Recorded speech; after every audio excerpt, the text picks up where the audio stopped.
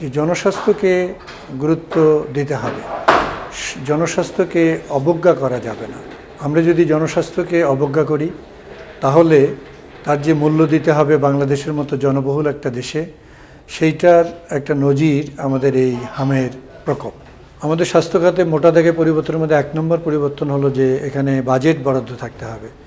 গত 2-2.5 বছর এখানে বাজেট একেবারে ন্যূনতম পর্যায়ে গেছে, যার ফলশ্রুতিতে এই টিকার ঘাটতি এবং এই মহামারীটা দেখা দিয়েছে। সুতরাং অর্থ ছাড়া কোনো কাজ করা যাবে না। তা আমাদের এখানে যে অর্থের যোগান সেইটা নিরবচ্ছিন্ন থাকতে হবে এবং সেটা যথেষ্ট পরিমাণে থাকতে হবে চাহিদা অনুযায়ী। এইটা একটা বড় পরিবর্তন। 2 নম্বর পরিবর্তন হলো যে আমাদের প্রতিরোধ স্বাস্থ্যে জোর দিতে হবে। আমরা এবারেও বুঝতে পারলাম যে শুধু চিকিৎসা দ্বারা আমরা রোগের হয়তো কিছুটা চিকিৎসা দিতে পারি বা কিছুটা নিয়ন্ত্রণ করতে পারি,